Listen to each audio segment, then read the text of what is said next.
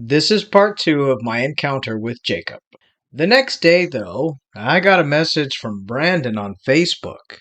He told me that a man named Jacob had sent him a message telling him to leave me alone and not to talk to me anymore, which meant that he didn't want Brandon talking to me. Jacob told Brandon that he is my husband and that I have no right to talk to another man's wife. And I was very upset by this. What? I neglected to tell Jacob about Brandon. It's definitely not Brandon's type. I don't know why Jacob was so jealous. Brandon, for the lack of a better word, is into buxom blondes, and he actually has a long-term girlfriend, and in fact, Brandon's girlfriend works at like our version of a country version of Hooters restaurant.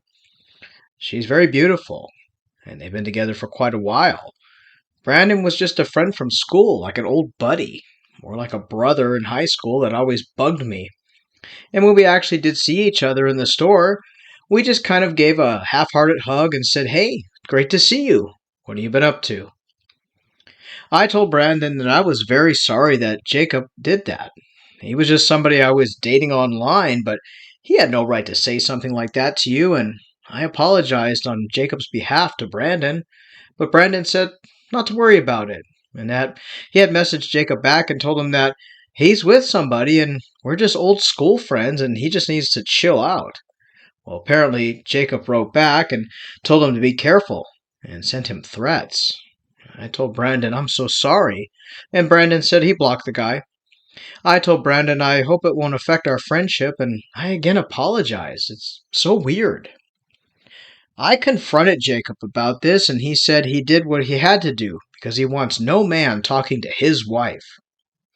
I told Jacob, "We're not married. This is crazy. You need to stop being controlling." But he told me that he loved me so much and he didn't know what else to do. He just goes crazy thinking about being away from me or anybody else talking to me that I might cheat like his ex did.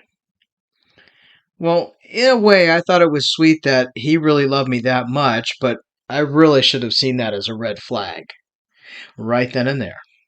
But I don't always have the best judgment, especially when it comes to getting attention from a guy, so I told him it's okay and that Brandon has a girlfriend and I'm definitely not Brandon's type. He goes for the beautiful blondes, I joked. And Jacob said, "Well, you're losing weight, so pretty soon you'll have all these men going after you." I told Jacob, I'm not that way. Even if I lost hundreds of pounds, it wouldn't matter because I'm not a cheater. I'm with you, and that's that. Jacob apologized, and we went about our talking like we did, just like before anything happened. He told me he was going on a special mission the next day, and he was really worried. He said that the Apple Card that I had got him was used up because he had to call his daughter's school to make sure that that tuition had gotten paid, and after he gets his bank straightened out, that the tuition had not gotten paid yet. He said he needs to go to his bank in Miami to straighten everything out, and he accused this other soldier of stealing his bank card, but the other soldier denied it, and now there's a lot of tension in the air. He finally paused for a little bit, and then he asked me if I would have $1,000 that I could borrow to him to pay for his daughter's tuition at school. I told Jacob, that's a lot of money, but I'll do what I can to see if I can help. Where do I send the money? How do I pay the tuition? Is there a school website that I could pay online? I know my nephew who goes to a private school. My sister pays his tuition online. Jacob said no, that I would have to wire the money to the school's accounting master. He gave me the name of a woman in Miami, Florida, actually. If I think about it and I look at the receipt, it was Hialeah, Florida, and said she is the headmistress of the school and that if I wired the bank transfer that way, she'll go ahead and make sure it gets paid. And Brandon said he would pay me back triple after he came to see me, and by now he was supposed to come home in 4 weeks. Well, I told him I'll see what I can do. I went ahead and I wired $1,000 to this woman in Hialeah, Florida. I don't know who she was, and I never talked to her, nor did I have a phone number. I actually did look her name up, and it didn't link to any school, and I asked Jacob about that, and he said, I shouldn't look into things and that I should just trust him fully. And he actually flipped the script on me and started accusing me of cheating on him with Brandon. I told him he's being ridiculous and he's deflecting my questions. We had a little bit of an argument, and this and there we went back and forth, but it was just an argument. And he said he had to go and he was going on a secret mission and that he would see me soon. And he told me that he would check on me when he could, but he's really busy now with all of these missions in the Ukraine and he'll talk to me soon. I told him okay, and I went about my work and went about my life. I kept with working out every morning, and I fell into a little bit of a depression because I had stopped hearing from him for about a week and a half. My messages had went unread, so did my texts and calls. They went unanswered. I didn't see him on Facebook either. Usually I'd see him on Messenger, but he wasn't on there or on WhatsApp. In fact, I messaged Brandon and asked if he had heard from Jacob, just out of curiosity, and he told me no, that he had blocked him, and he hoped that I was doing okay. I told him I was, and just explained that sometimes Jacob can be hot-headed. I was making excuses for this guy. Well, almost 2 weeks had gone by, and I'd finally heard from Jacob. He told me that he had been injured, and he sent me a photo of himself in a hospital bed. He said he was on a secret mission, and the soldier who had given him so much trouble had pushed him down the side of a mountain, and he had broken both legs. He had actually sent me a photo of himself in the hospital bed with casts on either leg. He said he was life-flighted to Germany to an American hospital base to have his legs treated. He needed surgery. And he also tried to report the soldier for pushing him down the cliff, but it went unnoticed. Well, I was horrified. I asked Jacob if he's okay and which hospital are you at in Germany? I'll call you and I'll check on you at the hospital. Who can I talk to, Jacob? He said no, that he can't tell me where he's at because the hospital staff, he's a soldier, and they can't disclose where the soldiers are, but he did tell the staff that I'm his wife, and that they will contact me if anything were to happen, and he gave them my number to the doctors and the administrator of the hospital, and I actually ended up talking on the phone for a while with Jacob, and he cried on the phone with me, saying he was so sorry that he never wants to argue with me again and that he loves me and wants to marry me. I told him it was okay. Let's forget the past. I'm just glad that he got in touch with me. And he told me that his phone was not working right, and he asked me if I could get him another Apple Card because he needs to go and check on his daughter as well. I told him, I can just email your daughter and see how she's doing, and he said that would be fine, but he needs to call the headmistress of the school and talk to his daughter as well. He asked me to get him a $100 Apple Card again, saying that as soon as he gets better, he's going to fly home.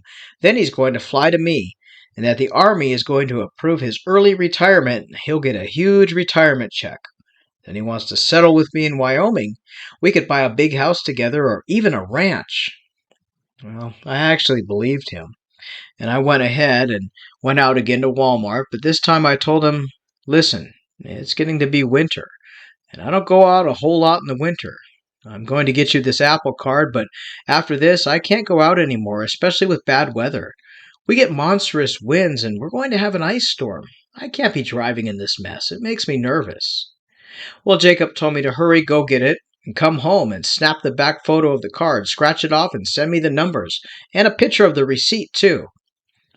So I went ahead and went out and got him another $100 Apple Card from Walmart, picked myself up a few things, and I got home and told Jacob when I get home, because I barely made it, the roads are bad, and I'm not great in driving in ice, I have to admit. Even being from Wyoming, the wind and the ice scare me. I told him there was hardly anybody out on the road because there's a storm advisory. People are staying in. Jacob said, that's good. And it's like he wasn't even listening to what I was saying.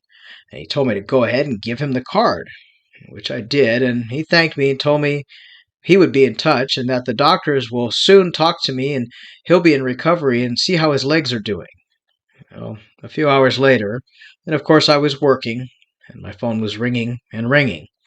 I cannot answer my phone when I'm doing my customer service work. It's like a real job, even though I work from home. I'm logged in. I ended up messaging under my desk and saying that I can call you later. And that's when I realized I wasn't messaging Jacob. I thought it was him, but it wasn't him who called. I got a call on WhatsApp. It was from a number I didn't know.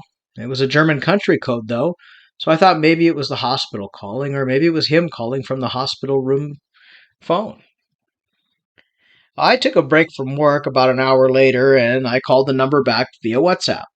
A different man answered the phone and said his name was Dr. George Benson, and that he had some bad news. That Jacob had an infection in both his legs and they had to do emergency surgery and IV antibiotics. And he said that the Army is refusing to give up the information for payment, and that I'm asked as his wife, as he said I am his wife, if we can have a family debit card on file to keep to charge for the medication, antibiotics, and surgery. That would cost $4,000. And they need to get them started in him because he's very sick, and in Germany, you have to pay for your medicine before it's given to you. I told this doctor, I don't have any kind of money for surgery and medicine. He's in the Army. They should pay for everything. It's their fault he got injured. The doctor replied, telling me that I had to pay it. Otherwise, they're not going to give him the antibiotics, and he's very ill. The doctor said that since I'm the wife, I'm responsible to him. I told the doctor, well, we're not exactly married yet. And then he questioned me and asked if Jacob had lied about our relationship, and if so, they could charge him with a court-martial because he can't be lying about being married. I didn't know what to do, and I just told him, no, I was kidding. I just meant that since he keeps getting injured all the time, I didn't want to claim him as my husband, but yeah, he's my husband. I don't know what made me say that, but I did. The doctor then asked me to transfer $4,000 to the hospital administrator so they can go ahead and administer the 4 antibiotics that he needs. I told him, well, I'll do what I can, but I don't know if I have that kind of money. He asked me if I love my husband or not, and I told him, yeah, of course, I love Jacob. He then told me to go ahead and make the payment, and they sent the information via text. He wanted the money sent to Germany, actually to Berlin, but to a gentleman's name that I'd never heard of before. He said it was a hospital administrator. I took the name and put it into Google just to see what hospital he was at, because no one seemed to tell me, and the name didn't come up with any hospital or any director or administrator or accountant or hospital staff, not even a LinkedIn profile. The name was actually a Nigerian name, and it came up with just being a Nigerian surname, but didn't link him to anything. I sat and thought about it for a while. I wasn't sure, and something deep in my guts told me this was wrong. I actually ended up calling the doctor back, and he answered the hospital administrator, doctor, or whatever he was, and I asked him, I said, what's the name of the hospital that Jacob is at? And he told me, because he's in the Army, they can't disclose that information because I'm a civilian, and I cannot know what hospital he's at. And I said, well, there's only a few American military bases in Germany. I'll find out and call each one. Well, this is when the doctor got really nasty with me. He told me it's none of my business. I just need to make the payment, or they'll just let my husband perish in the hospital on the floor. I thought, this was strange. And I asked the doctor or the administrator or whatever he was, that doesn't he have any morals, any ethic code of conduct? To be a doctor, you're supposed to treat everybody. He told me it doesn't work that way in the military and doesn't work that way in Germany, that I either have to pay the money right away or they'll just discharge him from the hospital and leave him in the streets. I went ahead and decided to look into this more. I had to get back to work, and I told him I'll send the money after work, and they asked me what time I get off of work, and I told them 6 p.m. And sure enough, like clockwork, that doctor was calling again at 6 o'clock on the dot, asking if I've sent the money yet because they need to get Jacob into surgery now. I told him no, there's been a terrible ice storm here and I can't get out. He then told me just to send the money via an online bank transfer, and I told him, I'm sorry, I can't. He then asked me if I can just get gift cards instead, that they'll accept $4,000 worth of Apple gift cards. I told him I've never heard of a hospital that asks for gift cards for payment. I ended up telling him no, and I hung up with that so-called doctor, and I ended up trying to call Jacob's number, and I was met with silence. I messaged Jacob, telling him if he wants the $4,000, he needs to call me right away.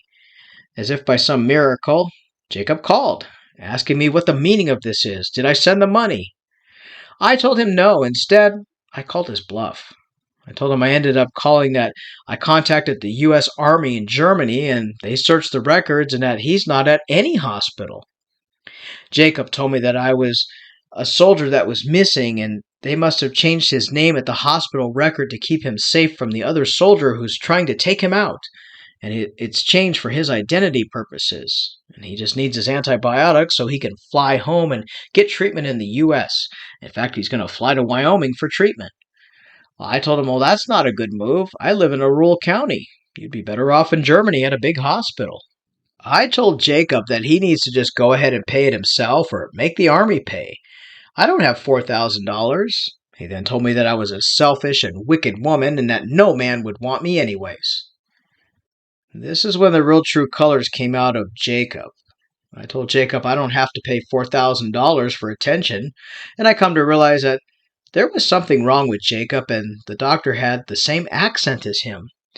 I asked him if he knew the doctor and he said no, and I said, well, you both sound almost the same. And just for clarity in this story as a side note, I did listen to the voice notes of both Jacob and the doctor that they left her. And it actually sounds like they're the same person, but that the doctor character was maybe just covering his mouth with a cloth or mumbling a little bit when they talk. But after listening to the voice notes, I'm pretty sure Jacob and the doctor are both the same person. Continuing with our story, when I tried to call his bluff, he just kept telling me I'm a cruel, ugly, and wicked woman, and that I was so desperate for a man that he saw my desperation. He then told me that I had forsaken him and his daughter, and that his daughter is going to be crying, asking where her father is.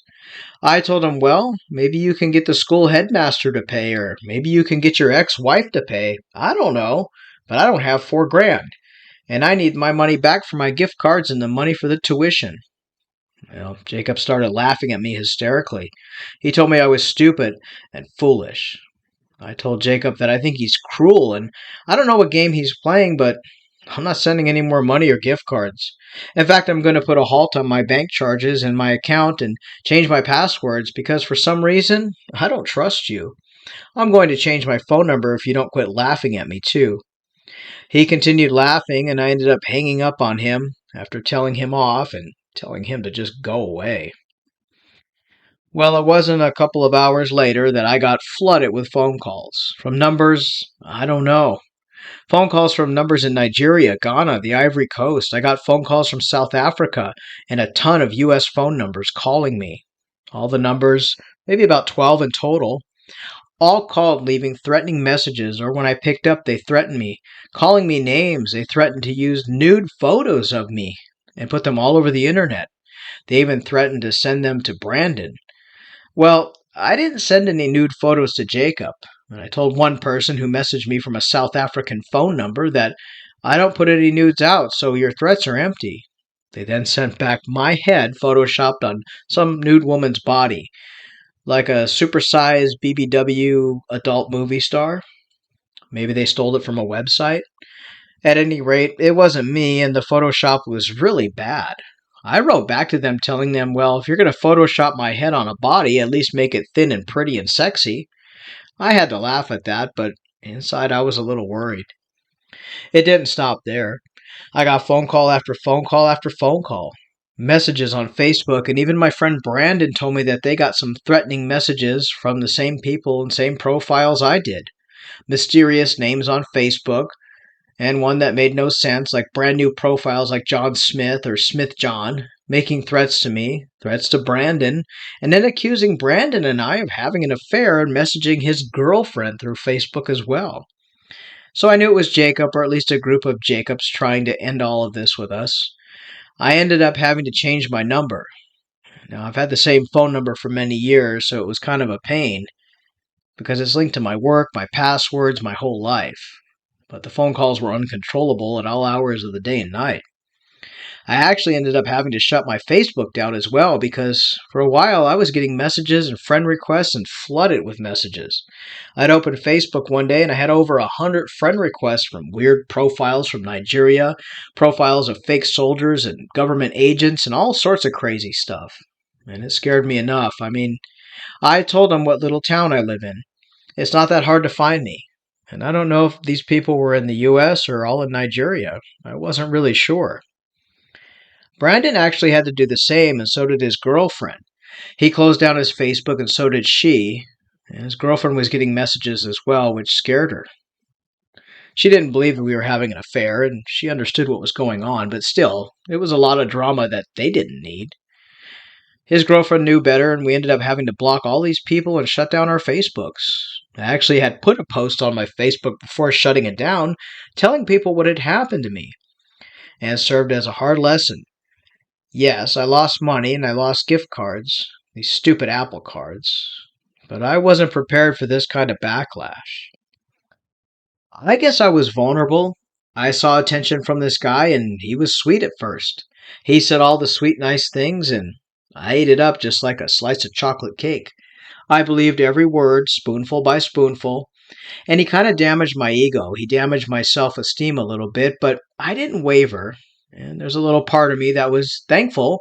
If there's a silver lining, he taught me a lot about nutrition tips and encouraged me to exercise, and I learned a lot from him.